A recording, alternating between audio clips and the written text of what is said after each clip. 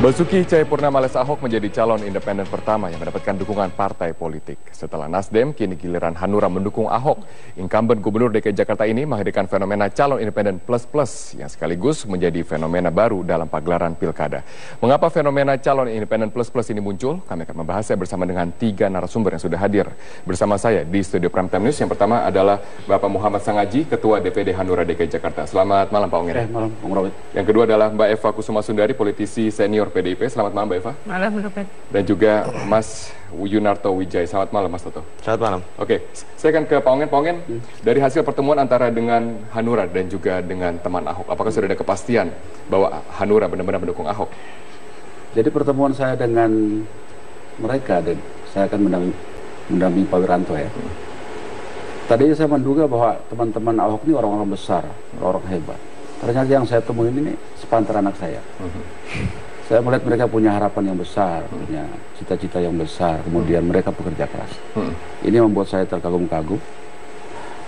Kemudian Pak Wiranto menjelaskan tentang kebangsaan, tentang partai politik kepada mereka. Suasana begitu mencair.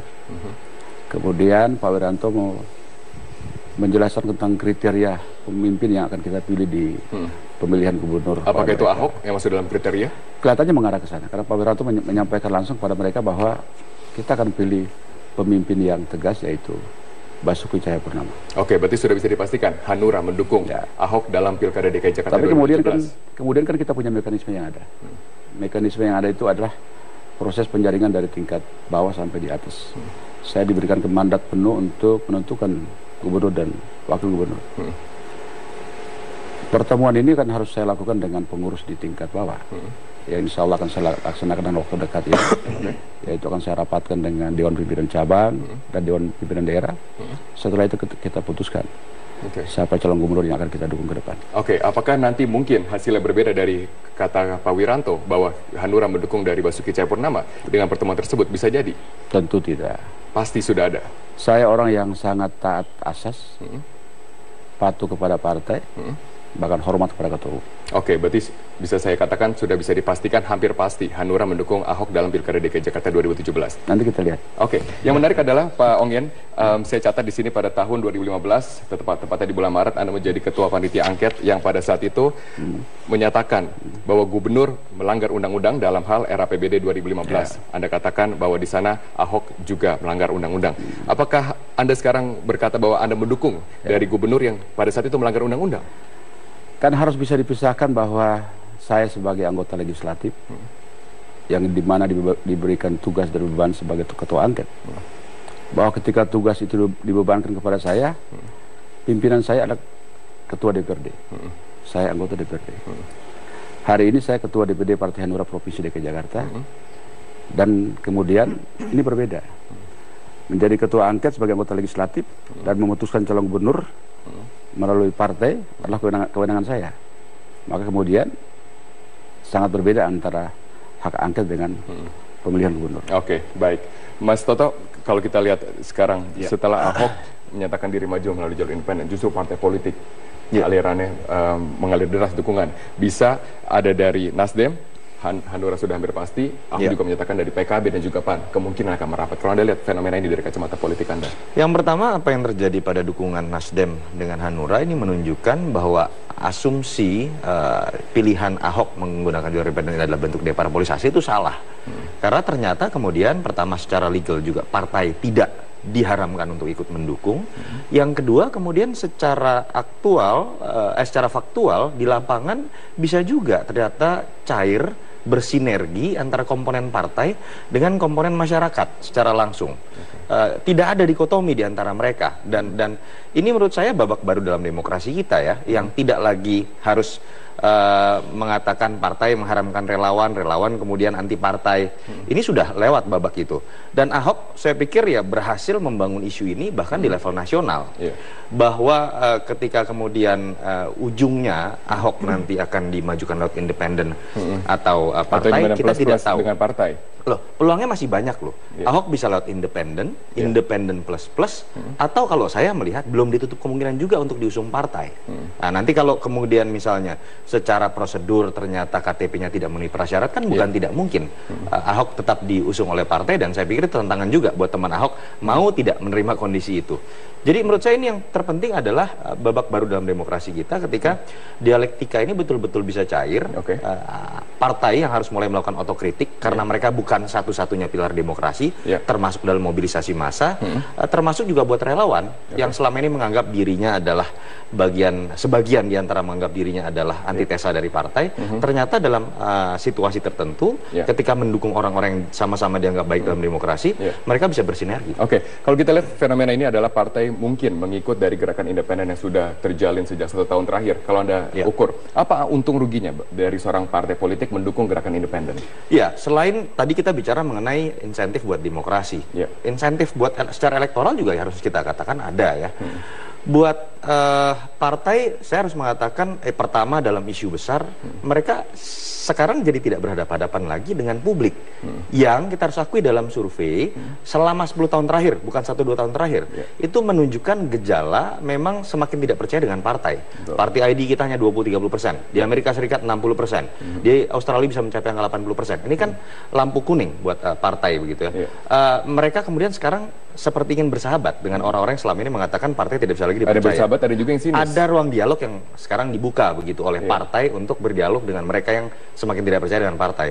Yang kedua, ya bukan tidak mungkin juga secara taktis, sederhana. Ahok ini kan orang yang ketika disurvei elektabilitasnya paling tinggi. Tingkat kepuasan publiknya pun masih baik di atas 60%. Artinya apa? Ya berarti partai yang mengikuti jalur independen, mendukung jalur independen untuk mendukung Ahok, ini kan berarti ikut kepada orang yang berpeluang besar untuk menang. Tapi dalam artian lain, apakah bisa dikatakan partai tidak sanggup melahirkan calon yang mampu menyamai Ahok? Itu bukan insentif, itu pertanyaan selanjutnya. Apa yang kemudian bisa dilihat sebagai proses berkaca diri dari parpol? Ini menurut saya adalah bentuk dari pengakuan secara tidak langsung bahwa partai gagal melakukan proses kaderisasi dan regenerasi. Tetapi apakah cara ini tepat? Ya ini satu sikap realistis, walaupun tidak ideal. Yang lebih ideal adalah bagaimana mereka betul-betul bisa mendukung kadernya sendiri. Kalau kita lihat Mbak Eva, bagaimana sikap dari PDIP sendiri melihat dari kalau berkaca kepada publik dukungan begitu besar, tapi tampaknya komunikasi antara Ahok dan juga PDIP sekarang tidak harmonis, tidak seharmonis yang dulu. Ini deja vu deh kayaknya 2012 ketika PDI Perjuangan bersama Gerindra ya waktu itu jadi keroyokan begitu banyak dan elektabilitas Pak Fauzi waktu itu juga surveinya tinggi sama seperti keadaan saat ini. Pada masa yang sama elektabilitas Ahok tinggi tapi kemudian di kita hanya 2,2 ya. Pak Jokowi waktu itu 8 bulan sebelum coblosan juga 2,2. Kalau PDIP fokus kepada SOP kita, pada platform yang sudah kita siapkan ada peraturan DPP tentang pilkada langsung itu nomor 4 tahun 15, ada proses penyaringan dan seterusnya. Dan ini terbuka untuk siapapun untuk mendaftar kepada kita. Dan baik pada Pak Jokowi yang sudah punya KTA untuk daftar jadi capres pada waktu itu, maupun kepada orang independen yang mau melalui kita. Dan tidak mungkinlah kita kemudian merombak konstitusi partai hanya karena permintaan orang per orang atau kelompok per kelompok. Walaupun kelompok ini atau orang ini mempunyai elektabilitas yang begitu luar biasa sekarang. Betul. Jadi godaan kita ketika kita sudah di Kongres 2010 untuk ingin jadi partai yang ideologis, masa kemudian untuk Pilgub menjadi pragmatis. Ini mikirnya PDI Perjuangan itu kan Nusantara, NKRI, bukan hanya DKI saja. Apakah ini ada gengsi politik karena PDIP sebagai partai pemenang di DKI Jakarta dengan 28 kursi? Bukan gengsi, tapi karena punya kesempatan yang real bahwa kita bisa mengusung calon sendiri gitu ya. Mbak Eva ditahan dulu di sana, kami harus jeda sejenak, tetaplah bersama kami di Prime Time News, kami akan segera kembali sesaat lagi.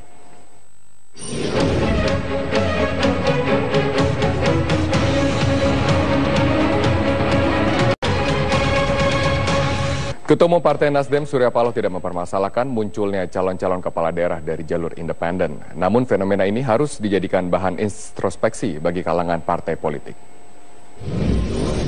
Maka kalau ada calon yang menyatakan kepingin maju bukan melalui jalur institusi partai politik, milih jalur independen. Nasdem menyatakan, monggo, silakan, itu tidak ada masalah bagi partai Nasdem ini.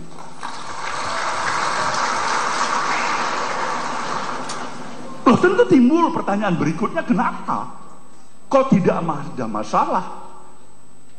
Masa institusi partai politik tidak berjuang untuk meyakinkan mereka yang ingin maju, baik di dalam pilkada maupun pilpres melalui institusi partai politik, tapi bahkan mengizinkan melalui independen? Saudaraku, sekali lagi, perspektif cara berpikir Nasdem adalah membawa kepentingan yang lebih besar, suatu semangat yang harus terus-menerus terbangunkan dari semua komponen masyarakat, baik mereka yang sudah menjadi anggota partai politik maupun yang belum menjadi anggota partai politik, tapi objektif tujuan akhirnya adalah membangun kesejahteraan, kemakmuran, keadilan, kenyamanan, kehidupan, kebanggaan sebagai warga negara Indonesia seutuhnya. Itu goal besar kita bersama. Maka untuk mencapai tahapan goal besar itu memang diperlukan ada masa-masa tertentu, istilahnya kita harus jeda sedikit. Kenapa persepsi publik masih negatif? Inilah saatnya bagi institusi partai-partai politik untuk melakukan evaluasi dirinya. Tanya, buka dada, tanya selera. Kenapa kok institusi partai politik ini belum mendapatkan respek yang tinggi dari masyarakat luas? Saya akan lanjutkan dengan Mbak Eva. Mbak Eva, tadi sebelum jeda, saya bertanya mengenai apakah ini juga ada gengsi politik dari PDIP sebagai partai penguasa di DKI Jakarta 28 kursi, tidak mempunyai kader sendiri untuk diusung?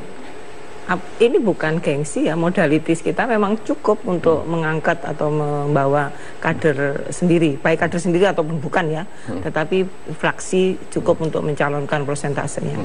Nah, sebetulnya kita juga berharap bahwa proses ini kadernya sebetulnya sudah kita tes the water, sudah coba ya.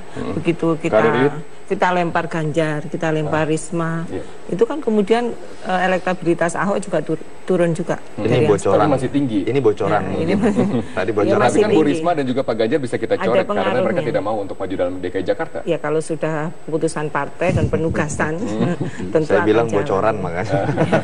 Jadi kita cukup confidence bahwa keadaan bisa dirubah dalam kurun waktu sampai Februari. Jadi Anda katakan tidak mungkin lagi ada celah atau di hati PDIP ada sedikit keinginan untuk mengusung Ahok nantinya? Sebetulnya terbuka kalau Pak Ahok sekarang daftar di DPD, karena DPC sudah selesai. Sekarang di DPD dan DPP, silakan, kita malah happy karena mau nggak mau beliau adalah prioritas. Pak Ahok kan bukannya sudah datang dengan Bu Mega bertemu untuk meminta Pak Jarod untuk mendampinginya dia? Iya, tapi kan belum dalam rangka mendaftar yang langsung ya. Nah, keputusan siapa yang akan direkom jadi capres, jadi gubernur dan wagubnya itu nanti nggak bisa kemudian seperti ratu atau raja di dalam organisasi ini. Dan mudah-mudahan Pak Ahok membaca simbol-simbol itu. Nah, itu yang tampaknya tidak dibaca. Tidak dibaca sama Pak Ahok, simbol-simbol dari Bu Mega. Berarti ini konsekuensinya, tidak didukung PDIP? Bukan, ini belum tutup ya. Jangan mencari konfirmasi kalau gitu. Jangan mengiring dong. Belum tutup. Jadi sekarang levelnya sudah di DPD dan di DPP, karena pendaftaran DPC sudah selesai. Masih sangat terbuka bagi Pak Ahok. Dari Partai Hanura mengikuti gerakan independen, Anda yakin menang? Kita sangat optimis ya. Sangat optimis ketika kita masuk mendukung calon independen. Dengan melihat teman-teman Ahok kemarin, dengan semangat yang luar biasa, dengan kombinasi antara Nasdem dan kita ke depan, saya yakin kita akan menang. Apakah tidak ada kader lain Hanura untuk mendampingi Pak Ahok ataupun juga untuk berkompetisi dengan Pak Ahok? Kalau Hanura ini terbuka dan kalau memang tidak ada kader yang terbaik, kenapa kita harus memaksakan diri? kan kita harus realitas saja. Kalau memang Ahok terbaik ya kita katakan dia terbaik. Kalau sendiri kita lihat dari kursi PDIP, kursi DPRD sekarang Nasdem dan juga Hanura kita kalkulasikan ya 15 kursi. Ini tidak bisa dikonversi menjadi suara, tapi kan ini bisa lihat dari gerakan partai yang ada. Anda yakin melawan dengan misalnya koalisi yang digalang PDIP maupun juga koalisi yang digalang oleh Gerindra nanti yang dikatakan orang-orang? Ini bisa terjadi seperti tahun 2015, seperti Pak Jokowi dan Ahok. Kemungkinan bisa terulang di 2017. Oke. Mas Toto, bagaimana Anda melihat nanti persaingan? Ada berapa poros nantinya Gubernur DKI Jakarta kalau kita lihat di sini? Iya, kalau sebetulnya kalau ada yang berbicara mengenai Jakarta tanpa Ahok, katakanlah sebagai pihak yang ingin mengganti Ahok begitu ya, itu akan lebih baik kalau memilih skenario head to head. Karena sejarah pilkada memperlihatkan incumbent lebih mungkin dikalahkan kalau head to head. Dan kemarin kan sempat orang kemudian tinggal melihat siapa kompetitor yang menjadi sangat kuat yang diajukan oleh orang-orang yang selama ini anti Ahok. Muncul nama Ridwan Kamil, muncul nama Risma di survei. Pak Ganjar. Tetapi kemudian kan mengundurkan diri satu persatu dan orang sempat mengatakan Ahok di atas angin. Tetapi situasi kemudian berubah lagi ketika perkawinan dengan PDIP ternyata tidak semulus yang dikira. Dan biar bagaimanapun PDIP bisa dianggap sebagai satu variabel tersendiri yang bisa membangun kutub tersendiri karena dia memiliki 28 kursi dan kemudian suaranya juga sangat besar baik di level DPR ataupun DPRD, partai penguasa. Orang ada yang bahkan berspekulasi ya sudah biarin nanti Jokowi lawan Ahok begitu kan di DKI tanda kutip begitu. Nah ini yang menurut saya masih jadi variabel yang dinamis. PDIP apakah akan membuat kutub sendiri atau tidak? Dan ya pilihannya tinggal 2 atau 3 pasang menurut saya. Kalau kita lihat dari sejarah sekarang, calon independen untuk Gubernur DKI Jakarta belum pernah ada yang menang. Kita punya 2 calon independen pada tahun 2012 juga tidak besar untuk perolehan begini, suaranya. Saya tidak setuju dengan hipotesa yang mengatakan bahwa independen selama ini lebih banyak kalah atau persentase kemenangannya kecil. Pertama, memang yang mendaftar jauh lebih kecil dibanding dengan pendaftar melalui jalur parpol, sehingga otomatis secara persentase akan lebih kecil tingkat kemenangan. Yang kedua, secara psikologis bisa dicek di kebanyakan daerah secara psikologis. Pilihan untuk maju menjadi jalur independen ini biasanya masih menjadi pilihan terakhir ketika dia tidak laku di partai. Betul. Jadi kondisinya memang yang mengambil jalur independen adalah orang-orang yang tidak kuat. Fenomenanya kan menjadi berbeda dan menjadi meledak, menjadi momentum baru di Jakarta. Incumbent yang elektabilitasnya tinggi, tingkat kepuasan publiknya tinggi, kemudian memilih jalur independen. Dan juga sejarah pilkada membuktikan faktor individu, faktor kandidat itu jauh lebih penting dibandingkan faktor mesin politik. Kalau Anda lihat sekarang itu yang menurut saya akan menjadi tontonan menarik begitu variabel-variabel tadi. Siapa yang mampu menyaingi Ahok kalau kita lihat dari Anda katakan PDIP punya kutub sendiri mungkin? Begini, kalau kita belajar dari pilkada 2012, bagaimana sih rasionalitas masyarakat Jakarta? Rasionalitas masyarakat Jakarta bukan melihat siapa yang memiliki tingkat ketokohan tinggi di level nasional misalnya. Kenapa dulu Jokowi dengan Ahok yang menang melawan misalnya Hidayat Nur Wahid yang lebih dulu namanya di level nasional, Faisal Basri sebagai pengamat yang lebih dulu malang melintang di level nasional. Tapi yang menang adalah orang yang sudah punya bukti konkret di Wali Kota Solo dan punya bukti konkret di Belitung Timur. Artinya apa? Publik bukan menunggu janji-janji indah. Publik melihat siapa yang punya bukti konkret sehingga kemudian rasional untuk dianggap membawa perubahan. Itu juga yang menjelaskan kenapa di survei-survei awal Ridwan Kamil dan Risma yang surveinya tertinggi nomor 2 dan nomor 3 setelah Ahok, karena mereka punya modal sosial sama seperti ketika Jokowi Ahok maju.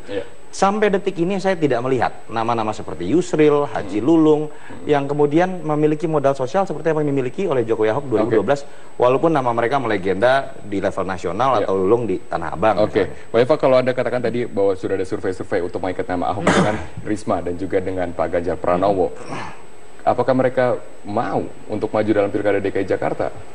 Kalau sudah penugasan partai, kita ini semua kan petugas partai nih di PDI Perjuangan. Jadi itu merupakan penugasan dan insya Allah pasti mau ketika diminta. Bagaimana dengan Ketua DPD DKI Jakarta dari PDIP, Prabowo Sadikin? Kita jangan saling mengadukan ya. Yang paling penting elektabilitas nih. Kalau sudah ngomong begitu, jangan kemudian digiring untuk person to person begitu. Kita kan pengen menang ya. Jadi variabel utamanya adalah elektabilitas. Apakah itu tidak menimbulkan beban politik bagi warga yang ditinggalkan nantinya? di Jawa Tengah dan itu juga pertanyaan Surabaya. sama ketika Pak Jokowi di soal hal yang sama aja. Jadi bukan soal. Kalau udah pasti menang, bukannya Ahok sudah pasti menang? Mana? Oke, ditahan dulu di sana Mbak Eva. Kita harus jeda sejenak, tetaplah bersama kami. Kami akan segera kembali sesaat lagi. Saya akan lanjutkan dengan Pak Ongen. Pak Ongen, jadi Anda sudah yakin bahwa Ahok akan menang dalam Pilkada DKI Jakarta 2017. Apa yang akan menggagalkan dari upaya Hanura untuk mendukung Basuki Cahayapurnama? Maksudnya? Dari konsolidasi yang terjadi, Anda katakan dari tingkat kecamatan, tingkat kota, dan juga sampai tingkat provinsi, kan ada konsolidasi dulu sebelum dinyatakan bulat mendukung Ahok. Apakah ini bisa menggagalkan dari suara Hanura untuk mendukung Ahok nantinya? Apa yang diputuskan oleh Dewan Pimpinan Pusat adalah sesuatu yang final. Apalagi yang diucapkan itu, yang mengucapkan adalah Ketua Umum. Jadi bagi saya, kader partai harus patuh. Oke, jadi Anda yakin sekali, Hanura yakin bahwa Ahok sudah pasti menang seperti itu ya? Menang Pilgub. Oh iya. Oke, Mbak Eva, pertanyaan tadi, kalau seandainya mencari yang sudah pasti menang, kenapa tidak dukung Ahok aja sekalian? Politik itu berubah per detik. Jadi kita masih pede sampai kemudian ada coblosan lah, dan keadaan bisa dirubah ya. Dan kita punya presiden ya di Pilgub yang 2012 dari Jawa elektabilitas 2,2 bisa menang. Ganjar juga demikian, dan Pilpres juga demikian di awal-awalnya ya. Tapi kemudian atau kalau kita bicara ya ini adu kepintaran ya, adu kepintaran, adu juga penguasaan sosmed kalau di DKI itu ya. Dan kita sudah siapkan semua. Oke, Mas Toto, bagaimana melihat nanti Independen Plus Plus ini di saat udah independen lalu didukung oleh Nasdem, Hanura, dan mungkin ada dua partai lagi yang akan bergabung? Chance kemenangannya? Chance kemenangan saya tetap lebih melandaskan spekulasinya kepada kapasitas dari sosok tersebut. Kalau kita bicara incumbent, kita jangan lihat elektabilitasnya tertinggi. Dalam semua survei pilkada dari Sabang sampai Merauke, kalau incumbent biasanya pasti tertinggi karena dia bias popularitas. Tapi ketika kita baca tingkat kepuasan publik, di situ kita baca bagaimana peluang incumbent untuk menang atau tidak. Kalau dia di atas 70%, rata-rata sejarah pilkada memperlihatkan tanda kutip dia tiduran pun bisa menang kasarnya karena dia sudah bekerja dengan baik. 60-70% most likely dia akan menang, tapi harus bekerja dengan baik dalam konsolidasi politik. 50-60% itu lampu kuning. Rata-rata di bawah 50% itu biasanya akan kalah. Nah, yang terjadi pada Foke dengan Ahok sekarang berbeda. Foke walaupun elektabilitas tinggi dalam survei, tetapi tingkat kepuasan publik berkisar di antara angka 42-47%. Sementara Ahok berkisar di angka 58-67% kalau kita lihat survei terbaru, dua survei terbaru begitu ya. Ini yang menyebabkan peluang Ahok memang tetap lebih besar. Tetapi balik lagi saya sepakat, dinamisasi menjelang Pilgub, apalagi Jakarta yang sangat berpengaruh dan ditonton di level nasional, itu sangat berpengaruh. Oke, kalau Anda melihat adakah peluang sedikit pun nanti Ahok akan berbalik dari perahu independen ke perahu partai? Saya membaca kalimat yang dikemukakan oleh Ahok adalah sebatas keputusan final, saya harus menyertakan nama Heru supaya teman Ahok dalam sisa waktu dan prasyarat yang berat ini bisa bekerja. Tetapi dia tidak pernah mengatakan saya sudah pasti tidak akan maju lewat jalur partai. Bahkan ada kalimat yang misalnya dikatakan, kalau bulan Juni teman-teman Ahok tidak menghasilkan suara signifikan dalam proses dukungan dan partai terlanjur marah kepada saya, resikonya ya teman-teman Ahok harus tahu saya hanya sampai Oktober 2017. Artinya yang dia tekankan adalah kalau partai marah, kalau saya lebih melihat seperti itu. Artinya bukan tidak mungkin ketika ada jeda waktu antara mendaftarkan independen dan dirasakan tidak mungkin dan kemudian pilihan satu-satunya adalah jalur partai dan partai mau menerima, saya pikir bukan tidak mungkin. Apakah ada sinyal dari PDIP yang sekarang sedikit geram dengan Ahok akan membuat Ahok memilih PDIP nantinya maju, Mbak Eva? Komunikasi berjalan, telepon-teleponan juga terus di antara para petinggi partai dengan Ahok, dan saya sudah berkali-kali ngomong belum tutup untuk daftar di PDI Perjuangan melalui DPD maupun di DPP. Jadi walaupun kita menyiapkan banyak opsi, tetapi peluang itu tidak ditutup dari PDI Perjuangan. Jadi harapan saya mau klarifikasi di sini, PDI Perjuangan tidak pernah meninggalkan Ahok, tapi statement-statement teman Ahok lah yang mensinyalkan bahwa nggak mau dengan PDI Perjuangan. Jarod harus keluar, gila ini.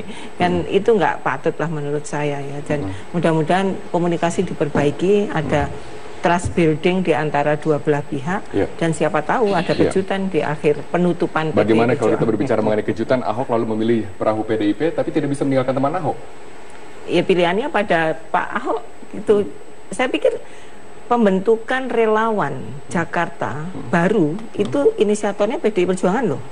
Yang sekarang menjadi koordinator kawan Ahok itu adalah ex koordinator relawan yang dibentuk PDI Perjuangan di Kecamatan Kalideres. Saya komandannya waktu itu. Jadi tidak tabu, dan memang tuntutan politik sekarang ya di semua pilpres itu selalu ada elemen relawan di seluruh dunia. Jadi kita tahu itu bahwa ini keniscayaan relawan kerjasama dengan PDI Perjuangan. Kalau Pak Ongin melihatnya pada saat nanti, bagaimana sikap Hanura pada saat Ahok memilih dari perahu partai, bukan perahu independen lagi? Saya cukup senang lah kalau kemudian Ahok bisa menerima itu. Dan saya membaca ada peluang itu. Karena sampai hari ini kan pendaftaran itu belum terjadi. Pendaftaran independen itu kan belum bulan Juni. Nah hari ini kan Hanura sudah masuk. Tidak tertutup kemungkinan besok mungkin PKB. Besok mungkin juga PAN. Betul. Mencukupi 23 kursi. Nah, ini kemungkinan ini akan terjadi. Nah kita tinggal, ini kan anak-anak kita sebenarnya nih. Teman-teman Ahok, anak-anak kita yang kira-kira kita bicara baik dengan mereka, saya rasa mereka akan patuh. Saya sepakat, artinya begini sebetulnya. Memang Ahok mengatakan saya tidak mau meruntuhkan semangat anak-anak muda ini. Ini yang pertama, kenapa saya detik ini saya harus memilih jalur independen. Dalam konteks pendidikan politik memang menurut saya akan menjadi sebuah wow efek yang lebih terasa apabila Ahok yang sangat kuat dalam survei lalu kemudian majulah jalur independen. Artinya proses pendidikan politik kita masuk di babak baru tadi. Buat partai ini apapun hasil kemenangan nanti itu tamparan. Ada incumbent kuat yang tidak memilih jalur partai secara resmi. Jadi saya setuju dengan Pak Ahok dalam konteks ini. Harapan saya secara pribadi, kalau dalam konteks pendidikan politik, Pak Ahok tetap menggunakan jalur independen dan lolos. Sehingga menunjukkan bahwa masyarakat bisa berdemokrasi secara langsung tanpa harus diklaim melalui jalur partai sebagai satu-satu jalur.